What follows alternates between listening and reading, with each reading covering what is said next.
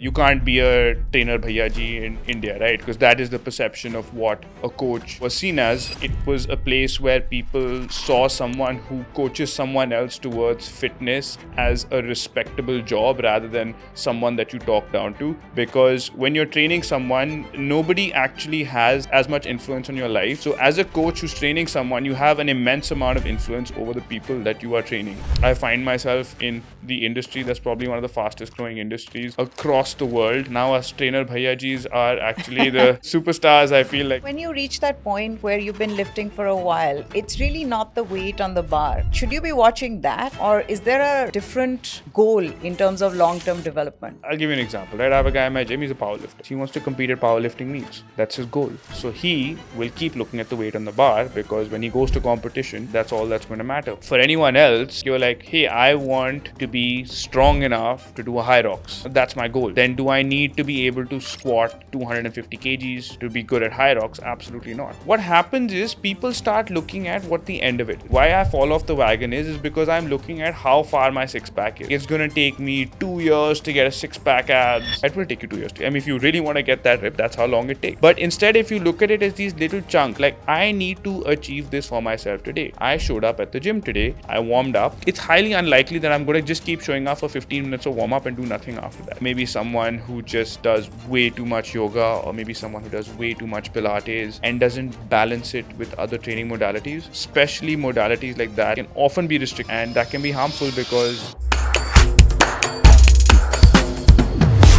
Hello, and a very warm welcome to the Quiet Rise. This is a place where you can be authentic.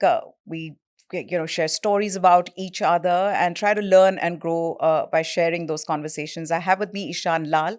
He was a lawyer who decided to give that all up to become a fitness pro.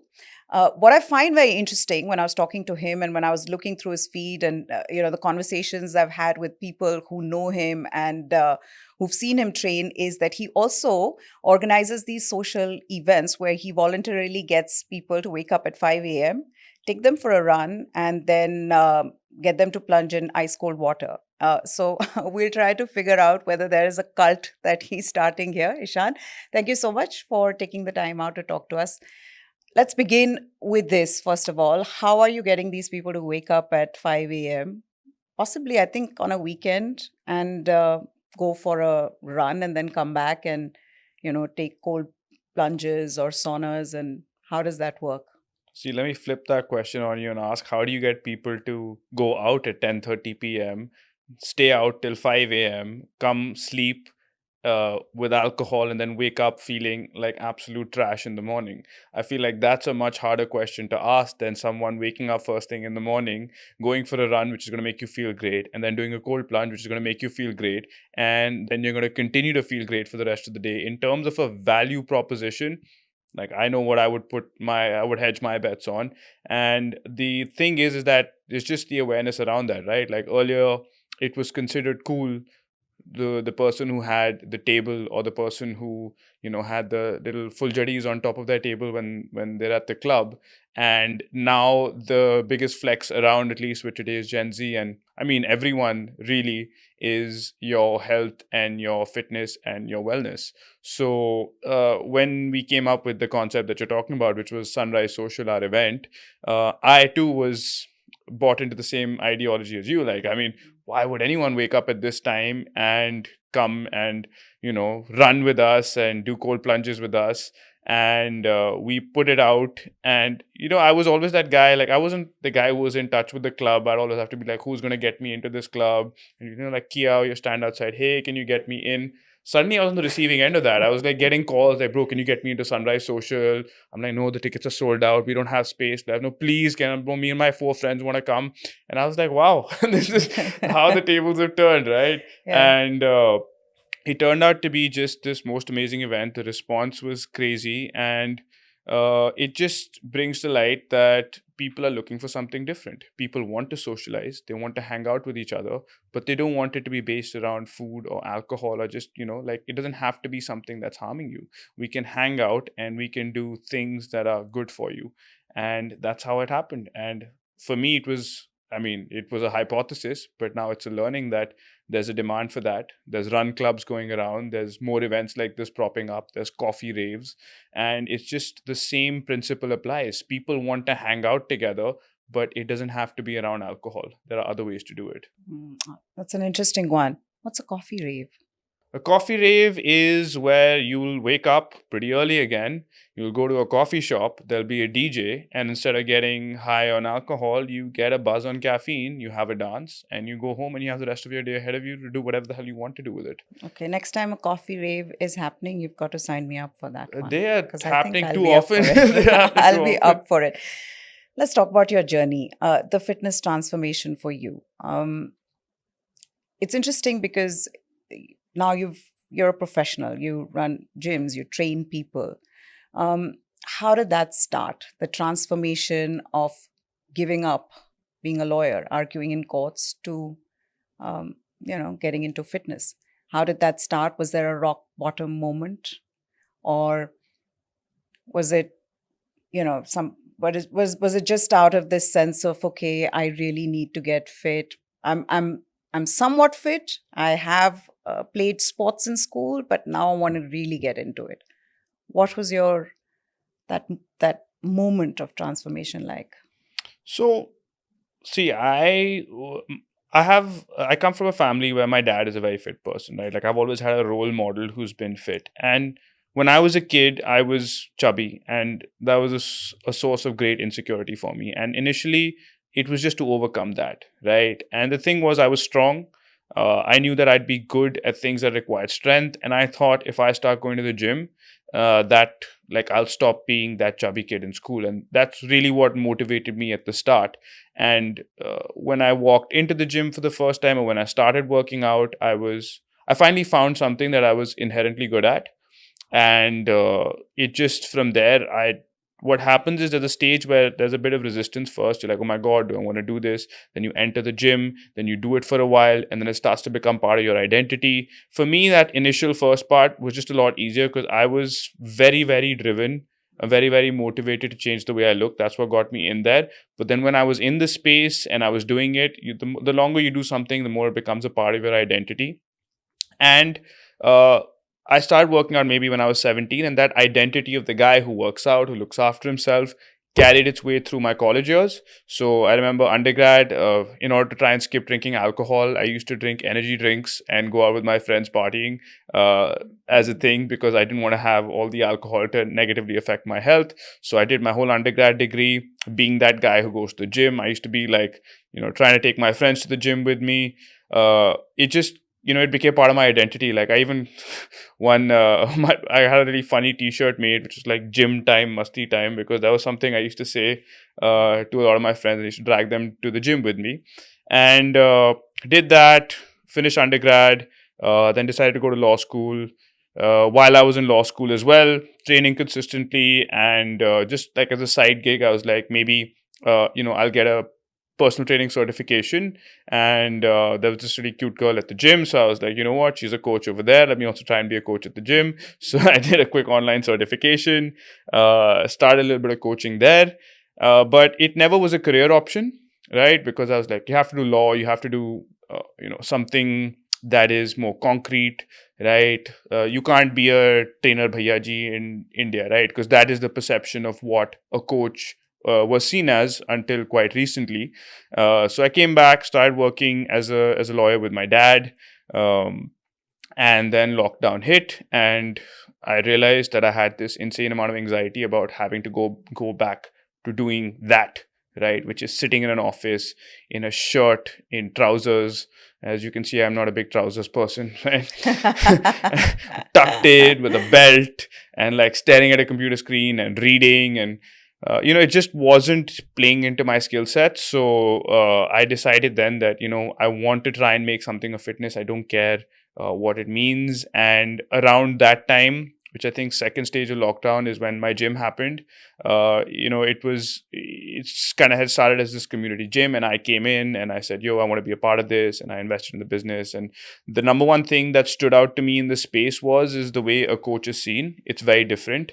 It was a place where people saw someone who coaches someone else towards fitness as a respectable job rather than someone that you talk down to.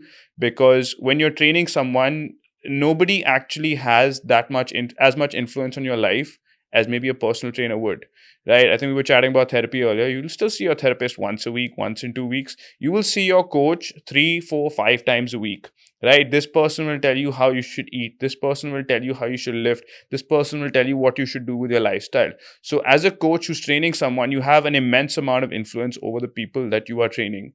So if you think about it, like just the sheer responsibility and the nobility that comes with that job, my gym, which is Knox, was the first place that I saw that as a possibility. And I was like, this is it. This is something special.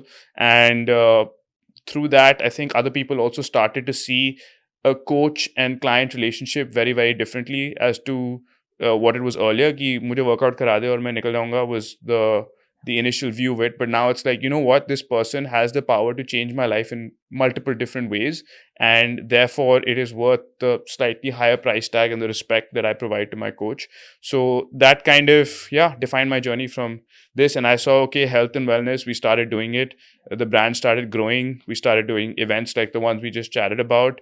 And now I find myself in the industry that's probably one of the fastest growing industries across the world. And now us trainer bhaiyajis are actually the superstars. I feel like are going to be the superstars of the future, the people who can guide you to the next level of your health. People like Brian Johnson and all, right? People who are flexing their health and making millions of dollars off it.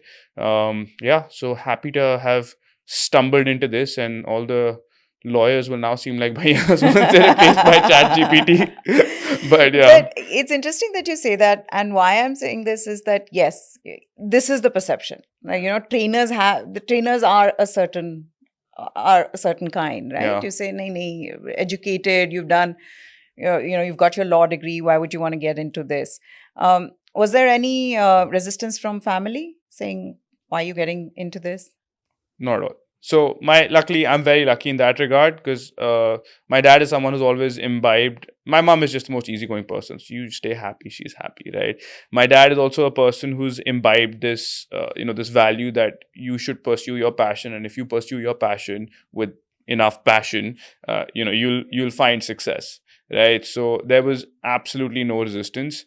My dad had one requirement. He's like, I paid for your law school, so you're going to pass the conversion exam, because I did my law internationally. He had one requirement. He said, after that, you do whatever the hell you want. Fair enough, man. Yeah. But other than that, he did not enforce anything on me, and has been very, very supportive, like, as I've gone through this entire thing.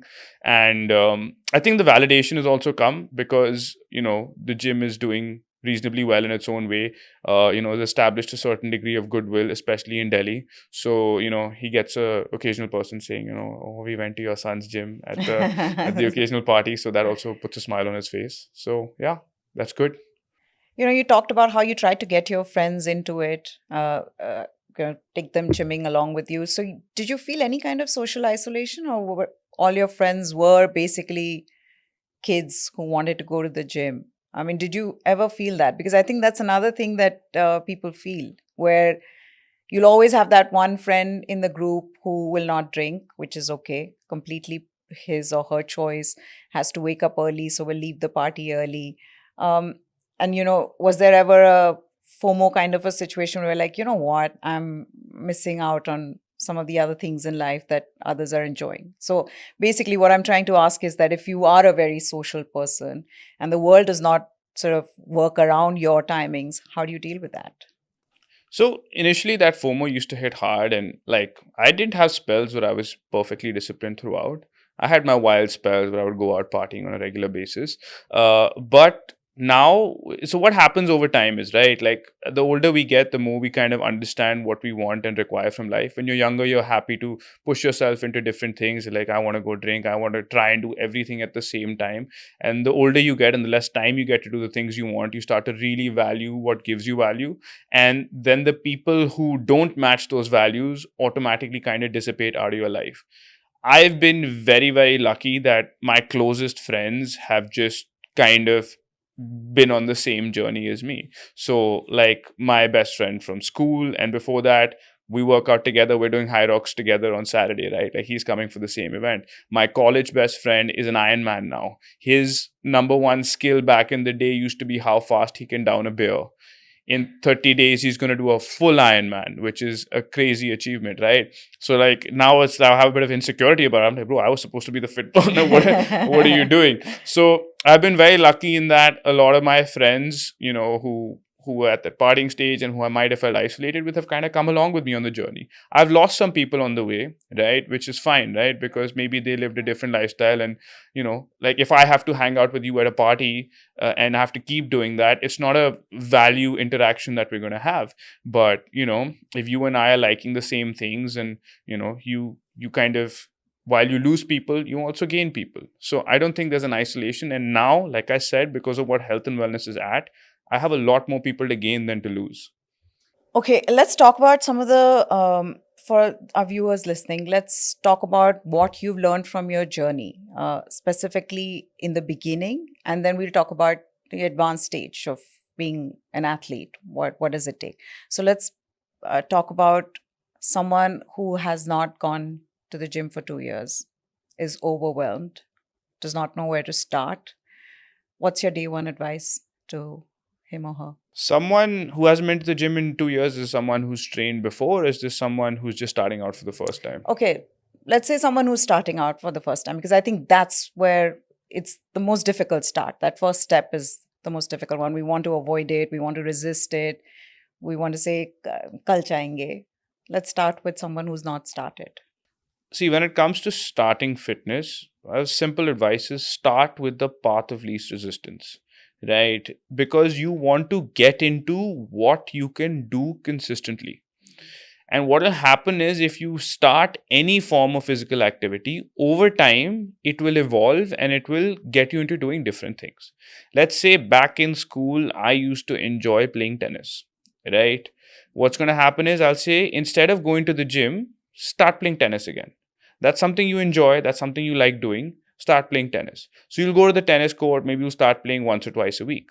Now, as you start playing, you'll be like, you know what? I'm having fun, I'm getting a little bit fitter, but I want to improve my game a little bit, right? How can I improve my game a little bit? Maybe if my legs were a little bit stronger, maybe if my shoulders were a little bit stronger.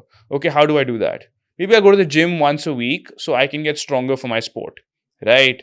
Now, I start playing tennis, my knee starts hurting. Okay, my knee is hurting, what do I do? Okay, now I have to go to a physiotherapist, he'll give me 2-3 exercises. I need to strengthen these 2-3 muscles in my body, right? Now, in this one process of starting to play tennis, all of a sudden, I've learned how to strengthen my shoulders. I've learned how to strengthen my legs. I've learned that my legs can have imbalances and I can correct them through exercise. And as you keep going along your journey, right, you'll keep adding skills of fitness to your daily routine. Now, maybe you're traveling and your tennis coach will say, yaar, aapki fitness kam ho jayegi. So you'll be like, try and do 1 or 2 runs while you're on your trip. Now I've acquired the skill of running. I put on my shoes and I went for a 3K run when I was in Italy because whatever. And you go on your little 3K run and you're running past the water and you're like, wow, this is so beautiful. I enjoy this. And suddenly you're like, you know what? Running's not too bad. And what happens is if you just keep consistently showing up, your goals in terms of what you're doing in fitness and where you're at will keep evolving and you'll automatically keep going to the next level. It's like anything, right? Whether it's work, anything in life, if you consistently keep showing up over time, the human mind is designed to seek growth in whatever it's doing, right? Nobody wants to do something every day and be stagnant at it. So if you find that path of least resistance and you can walk it, right? Not just long enough, I mean forever, right? You're walking that path forever, you will reach new levels of fitness by yourself. Like you will not even realize where you've reached. You make it sound like it's such an obvious thing that one should do. I mean, why shouldn't one do all of this to become fit? I mean, ultimately, if you don't have your health, you have nothing. But yet you don't see too many people being able to do it. They started, they'll go to the gym for say 10 days. If they paid for a very expensive gym membership, then maybe slightly longer, and then they give up. I wonder how, when that happens, how do you tell yourself that, look, I've started, it's a great start, let's continue. So you're right when you say path of least resistance, chalo aapne, you started it. But that point where you feel like, yeah, not today, maybe I'll do it tomorrow. How do you tell yourself, no, no, no, we've got to go today? Today is in fact the most important day, the day when I'm not feeling like it. See, every person is different, right? And the reason I brought up path of least resistance is because that's the whole point, right? That the path of least resistance, the thing that you enjoy doing, is you're going to have that feeling the least amount of time for. We all have days where we don't feel like training, and according to me, like if you have a day where you don't feel like training, don't, right? So what I'll often say is, you know what, go, like let's say your sport is tennis, go warm up, right? Go do a warm up. So there's a distinction between how you actually feel and what your mind is telling you. So I would say go, right? Go do your warm up. Spend 15 to 20 minutes doing the activity that it is you don't want to do. If you still don't feel like doing it, leave, right? You know what? That would not happen because I think it's that first step. It's reaching the tennis court, it's Correct. entering the gym.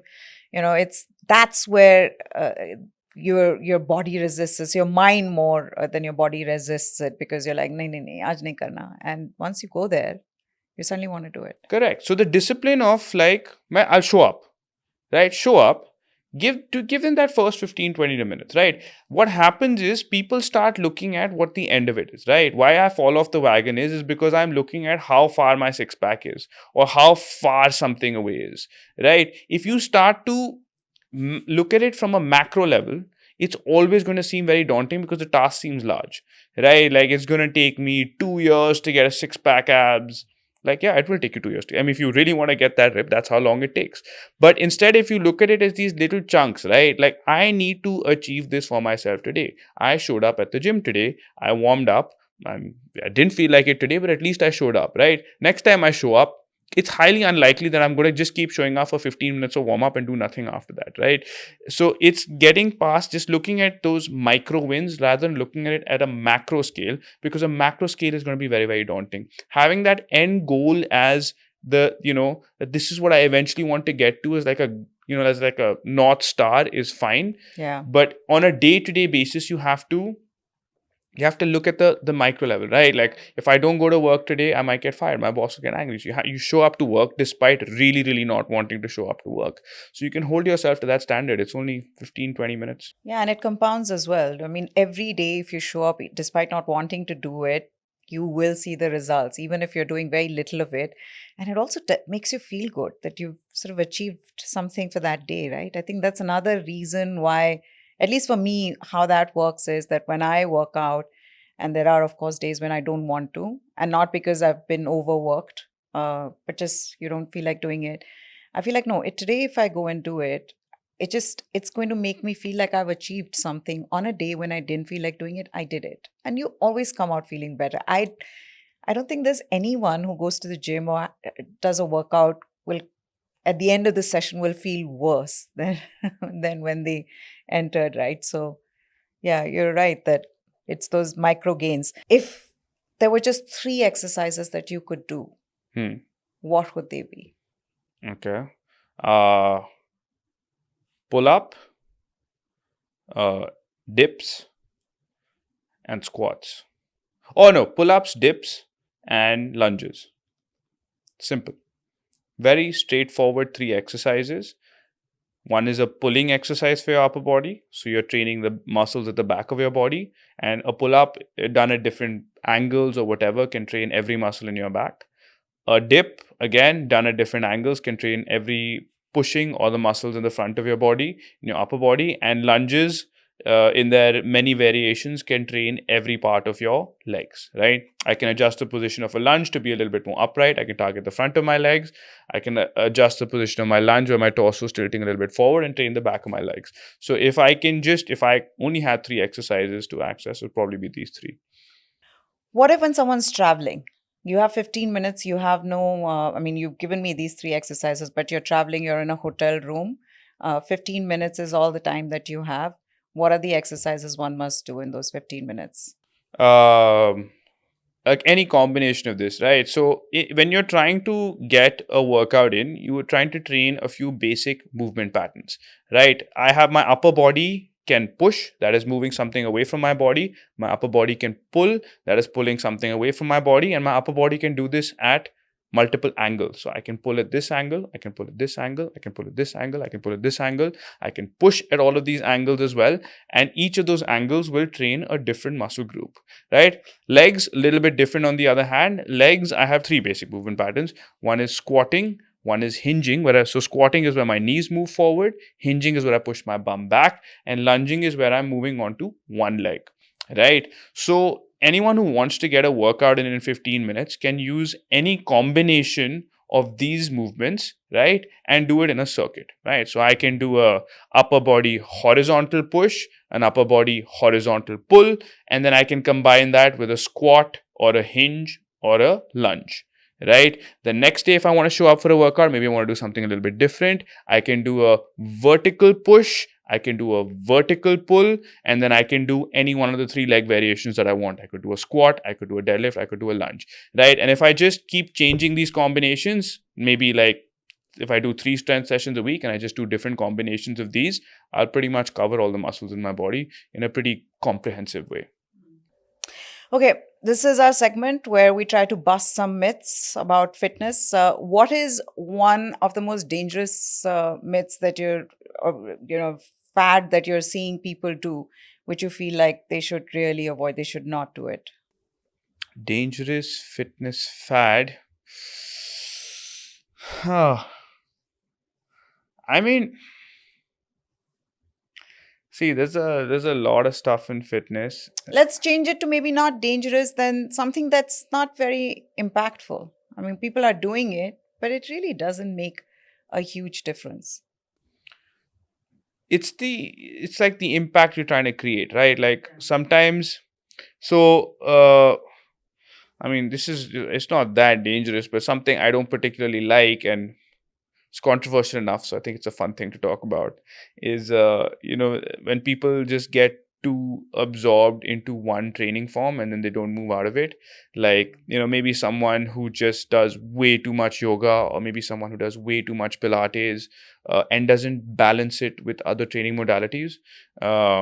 Because I think especially modalities like that can often be restrictive. I mean, there are ways to do them well where they can be comprehensive, but for a lot of people, the way they execute it is not that comprehensive, and they get into deep. Like an example is people doing yoga and just trying to get overly flexible, like too flexible almost, and that can be harmful because while flexibility is often viewed as a positive trait, and it is, being too flexible is problematic, right? So something along those lines, where I would like people to find a little bit more balance with their training modalities and not go too hard or too deep into into anyone to the point that it becomes negative.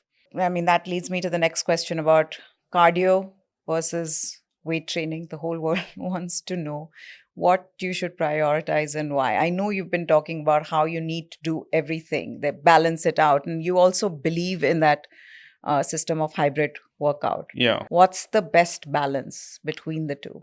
Okay. So if I could only pick one, if I had to, which hopefully I never have to, is strength. Like especially someone who's who's a complete beginner.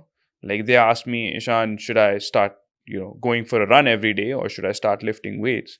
I'll always say lift weights first, because the thing is, if I'm a complete beginner and I start lifting weights, at some level, that's going to train my cardiovascular system as well, right? Like even right now, if if you've never worked out a day in your life, and I take you to the gym and I'll be like, give me 5 push-ups, 5 squats, and 5 lunges, you do that back to back, your heart rate is going to be up. You're already training your cardio system, right? But an activity like running, is not really going to train your muscular system enough to develop strength and muscle in the long term. So if you absolutely have to choose, and very few people absolutely have to choose, I would say start with strength. Okay.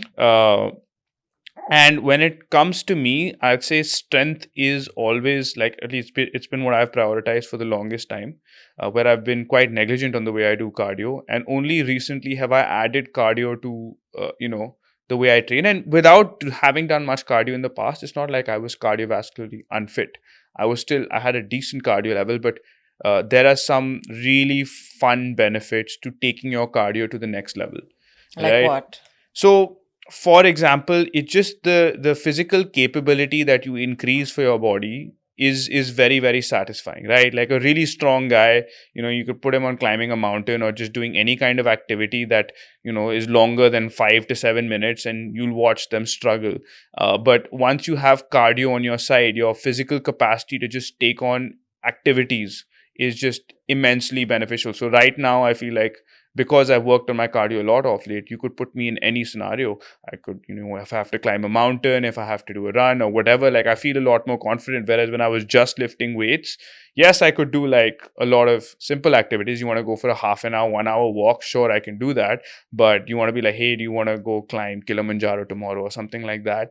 I wouldn't be able to say yes to that. I'm like, oh, I don't know if I'm fit enough, right? So having a broad spectrum of fitness just increases the capabilities that you have with your body. So if you have to, let strength be the foundation of what you do, and the stronger you are, the higher capability you have to do cardio, right? Okay, so start with strength training. If you had to start, let's do that. And then you can include cardio in your routine, but at least start with one. Have a base of strength, because even cardio like running can be very impactful, right? And if your body is not prepared to handle those impacts, Oh, even a yes. sport, right, then you're more likely to get injured, and then you stop. And then when that's the number one reason people stop training, is if they get injured and they have a long break, getting back to it becomes the hardest thing, right? And strength training, if done well, right, and people often say, oh, a lot of people get injured doing strength training. Actually, more people get injured playing sports, because sports are more likely to take you to injury.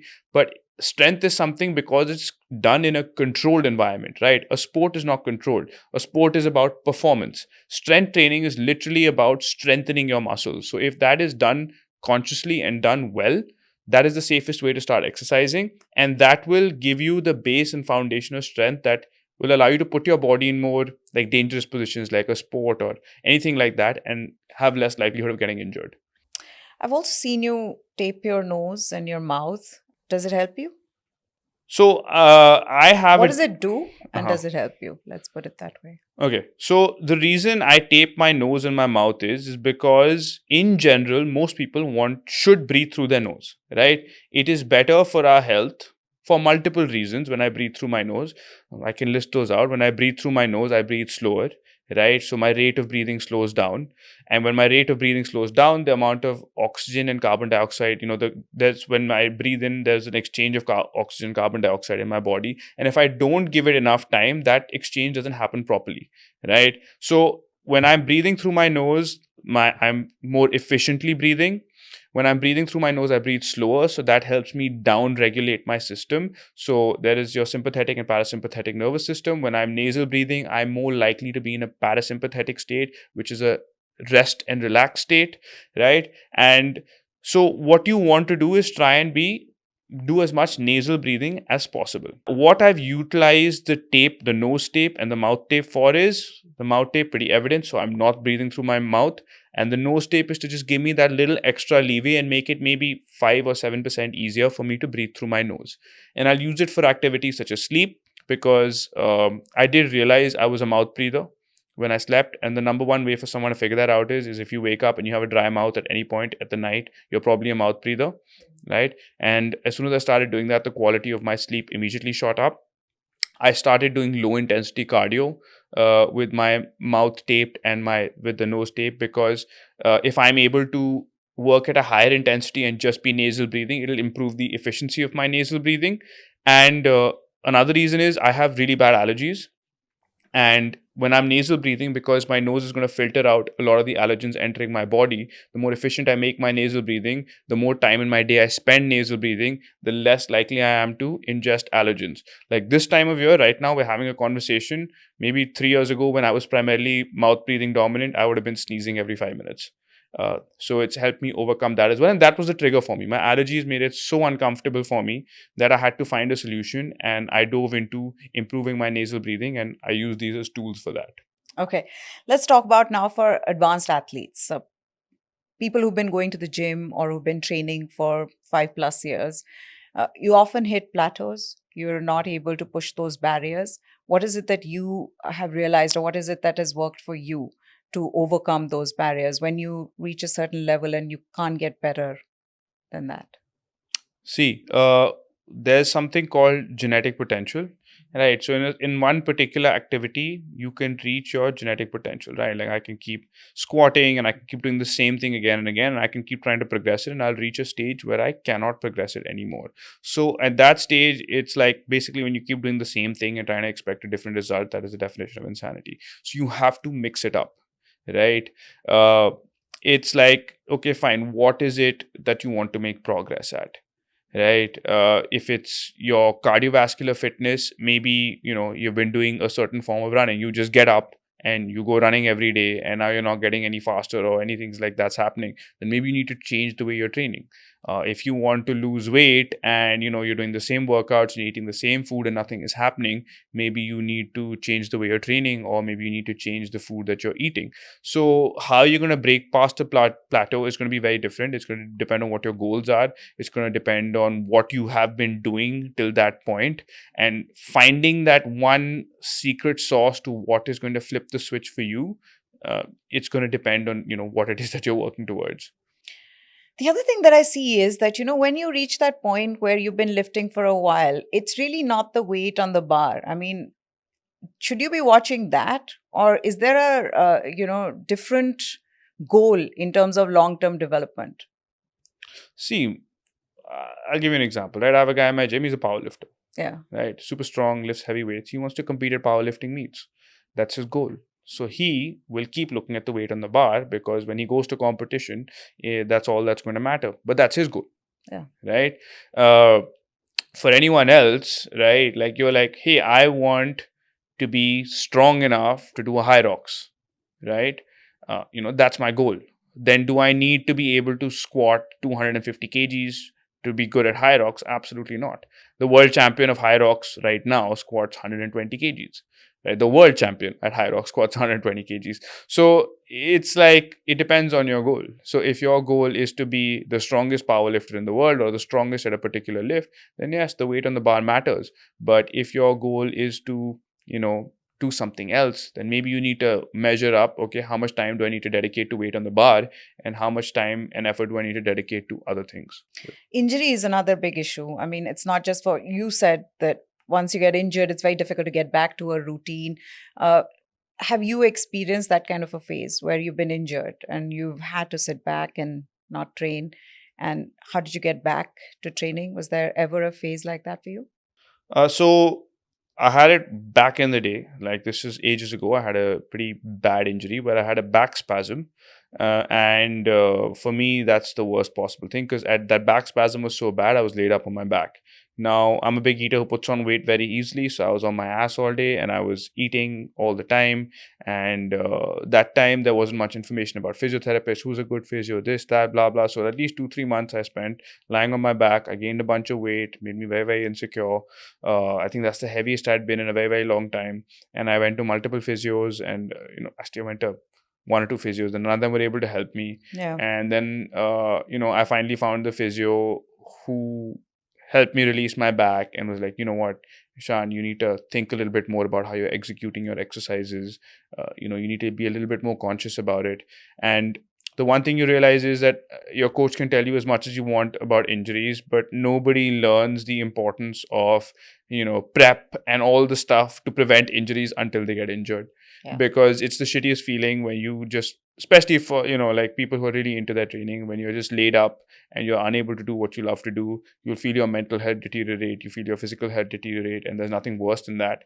But setting the guardrails for what you do to ensure you don't get injured, I'd say for 80% of the population only comes after they get injured, or professional athletes, because professional athletes have coaches who really drill that in and they know it better than anyone else. And, but Yeah, but for the ones who are not professional, what is it that one needs to do to prevent injury? Is simple as that: preparation, right? Like whatever you're doing, you need to spend time preparing and making sure your body is capable of executing that. If I'm a golfer, I need to ensure that my core is strong, my rotational muscles are strong, my shoulders are strong, my hips have the requisite mobility, so that when I'm swinging on the range and I'm hitting 200 balls, I'm not unnecessarily screwing up my body. So I need to prepare for that. If I'm training for a high rocks, I need to practice the movements. I need to have the requisite strength in my legs. I need to run so that when I do an actual high rocks, it's not that I try and start pushing that sled and my knee buckles under me and I hurt myself. So it's purely preparation. You need to give yourself the best chance of being able to execute whatever it is that you want to execute. I keep hearing contrasting things about cold baths, ice plunges, etc. Because some say it's good, some say it's good for muscle recovery, but you shouldn't be doing it if you want to build muscle. What was your experience with cold plunges? Is that something that works for you? And what's your advice for people who want to do it? So cold plunges are great for a few reasons, but not quite for the reasons that some people think that they are. Mm. So the way I use cold plunges is, yes, I use it as a recovery tool, but recovery in the sense of it helps me with my soreness, it helps me feel good, it helps me feel fresh, and that's what I use it for. But am I going to smash a 4 or 5 hour workout and jump into a cold plunge and wash away my sins of working out and be fully recovered? That's not how it works. With regards to the strength training aspect of it, the recent understanding is that you should not do cold plunges immediately after strength training, because there is an inherent natural inflammation response to strength training that is often aggressively blunted by the cold plunge, and it can hence hamper how much strength gain you would get from that session. But again, it's a small amount, and if you wait maybe 5-6 hours, after, or the longer the better, 5-6 hours a strength training session, then cold plunges can feel great as well. So it's not as magical as people make it seem, but it does feel pretty good, and it can help with soreness and a little bit of recovery. So yeah, and it's also a great mental tool. Like, getting into that cold water is not easy. Training your mind to do things you don't want to do, it's great for that. Okay, let's talk about the supplement industry. It's huge, it's growing. What do you think of all the advice that people, influencers, have been giving online? Is it really worth it? And what are really the supplements one should take? Okay, so supplements. In if I'm ever going to recommend supplements to anyone, Mm. it's always going to be, you have to get your blood work done first, right? Maybe there are certain off-the-counter supplements like whey protein. You'd be like, hey, you're not eating enough protein. You can have that. Like, I'll recommend a whey protein. Creatine to someone who's if their kidney health is perfectly fine, I'll recommend creatine, and most people have some idea of that. But other than that, a supplement has a function, right? It is meant to fill gaps in your diet. And how do you know, or like fill gaps that your body needs more of a particular thing? And the one way to figure that out is to get proper blood work done, right? And if you have certain markers that signal, hey, I need to add this particular supplement to my to my protocol, then it makes sense. Other than that, I don't recommend supplements. Mm. Okay, let's do some quick rapid fire questions. Number one, biggest workout mistake that you've seen people make that you cringe at, you look at it and you're like, oh my gosh, don't do this, please. I think doing too much cardio without matching it with strength is a big one, right? Like we talked about that, get injured very easily. What's the best time to work out? When you feel the best to work out. One piece of equipment that everybody should have at home. Tough one. What is one piece of equipment everyone should have at home? Gymnastics rings. That's my favorite piece of equipment. Well, it's not. I don't know if it's one piece of equipment everyone should have. That's my favorite piece of equipment. Okay. How do you handle that voice in your head that says skip today? Show up for 15 minutes and then see. If it still says skip today, then you can skip today. Okay, final question. For someone who's watching this and you've motivated that person enough to go to the gym, just start a fitness workout, what is the one thing you'd like to tell them? Just start. Just show up. And whatever it is, no matter how far or how difficult it feels and how impossible it feels, you stick around long enough, trust me, you'll get there. Like, doubt will come again and again. Just keep showing up, you'll figure it out.